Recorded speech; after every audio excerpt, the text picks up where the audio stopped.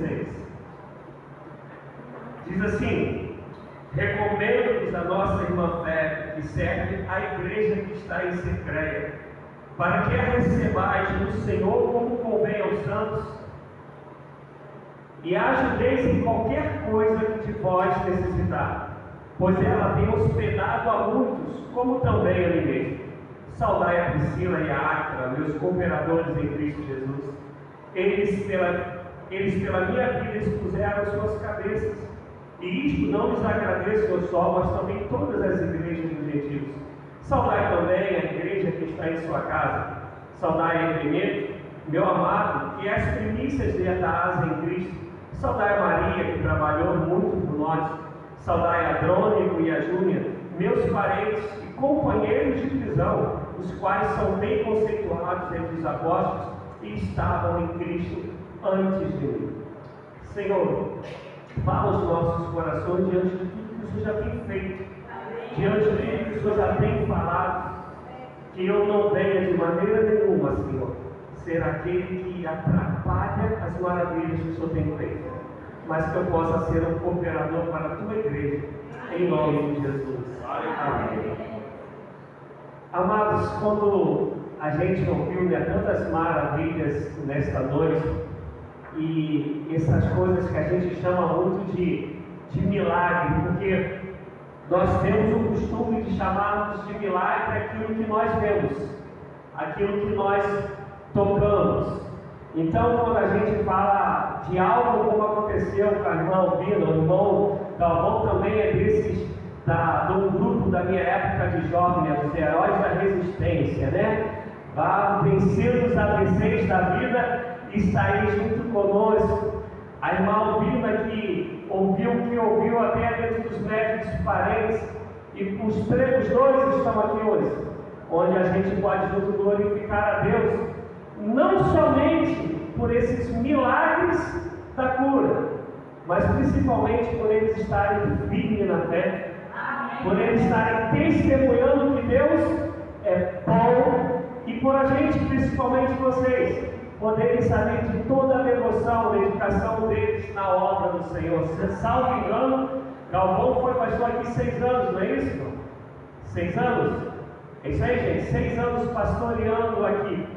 E nós o temos ainda hoje aqui, junto com a esposa, dizendo outra vez que vale a pena, que Jesus é bom. Isso para mim é o maior milagre, porque o maior milagre não é cura, ainda que seja um milagre. O maior milagre não é se abrir o mar vermelho.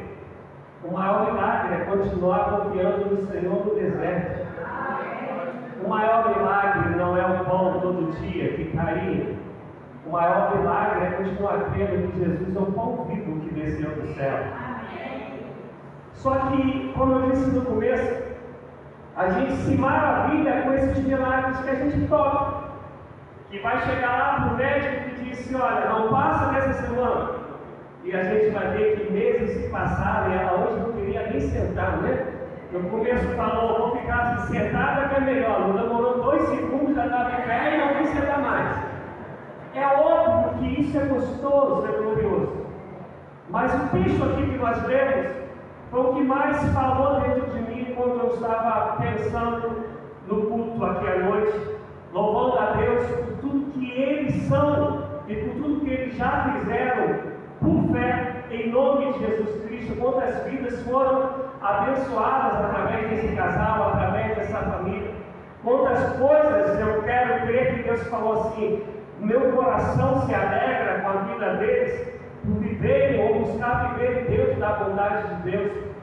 Mas o que eu acho mais maravilhoso é no dia de quinta-feira, pessoas que vieram de lugares mais distantes, pessoas que talvez poderiam estar passeando, estão aqui hoje por algo que Paulo faz aqui.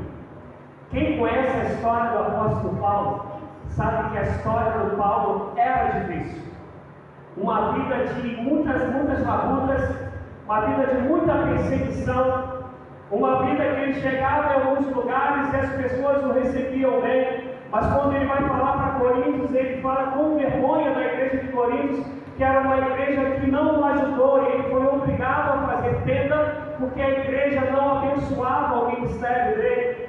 Paulo que teve em cadeias várias vezes, que naufragou algumas vezes, mas o que eu acho lindo de Paulo é quando ele fala do relacionamento. Amados, se tem uma coisa que eu chamo de milagre hoje, é quando a gente consegue ter amigos. Mas amigos de verdade. Amigos, quando a Bíblia fala, amigos mais chegados do que o irmão.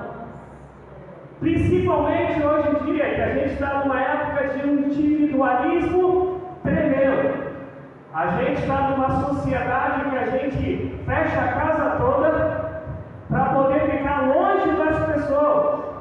A gente é daqueles que tem hoje dificuldade de estar falando, vai para minha casa tomar um café, vai para minha casa orar comigo. A gente é daqueles que se senta com alguém e se alguém começa de alguma maneira contar as dores que essa pessoa está sentindo pela luta, e às vezes ela encontrou só você para desabafar, por isso que ela está fazendo isso. A gente depois fala que a pessoa é chata, vem para aqui para reclamar, eu aqui para poder chorar da vida. Agora, quando é amigo, o amigo é aquele que de fato chora com os que choram e se alegram com aqueles que se alegram. Amigos é aquele que festeja a vitória que é do outro e fala, louvado seja o nome do Senhor. E quando Paulo ele vai falar de Romanos, e eu não li todo o capítulo, e eu vou tentar ser o mais breve possível, você vê que Paulo ele sabe o nome de cada um. E quem conhece a história de Paulo sabia que cada hora ele estava num lugar. Mas Paulo era homem de amizade, era homem de aliança. E ele não só sabia o nome, mas ele sabia quem fazia o quê. E uma coisa que eu acho interessante na vida de Paulo, falando aqui aos Romanos, é que ele ia falar que todo mundo trabalhava. Não tinha nenhum cristão, me contou no carinho a vocês, que era daqueles que lustram o banco, né? Eles chegam na igreja cedo e vai embora. Todo mundo aqui ele fala de uma função, ele fala até de gente que colocou a cabeça em risco, gente que esteve com ele nas prisões, mas ele sabe o nome de cada um, ele sabe a vida de cada um, e ele fala com uma saudação, porque há amor envolvido, há carinho envolvido, há amizade envolvida. E quando eu fiquei sabendo que o culto que ia ser sábado, depois mudou para hoje, aí estava para ver se ia tarde, depois passou para a noite, e eu comecei a saber das pessoas que estavam se programando para estar aqui. Eu falei, Senhor, ainda existe a tua igreja. Ainda existem as pessoas que não estão aqui por causa do milagre que aconteceu na vida da Albina, mas estão aqui por causa do milagre chamado Albina. Consegue entender, gente? Não é pelo que Deus fez, é por quem Albina é. Não é pelo que Deus fez, é por quem Galvão é. É aquele amor que dá sem esperar nada em troca, mas que se alegra por saber quem é o outro e de estar na presença do outro, de estar junto com o outro. E a gente tem perdido isso. E eu saber que a gente ainda tem os remanescentes, eu falo para vocês de todo o coração, como isso me alegra. E aí eu vou de fato caminhar para terminar. É óbvio que eu queria falar pelo menos mais uma hora, né, Cunha? Mas não dá. Mas falando da vida pastoral, é algo que eu carrego com uma tristeza desde que eu virei pastor.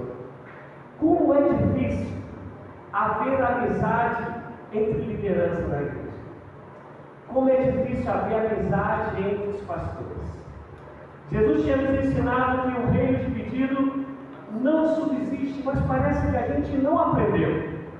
E esse mesmo Jesus disse que a maneira que nós amarmos uns aos outros, todos saberão que somos discípulos dele. Mas parece também que a gente não aprendeu, principalmente quando a gente fala de liderança.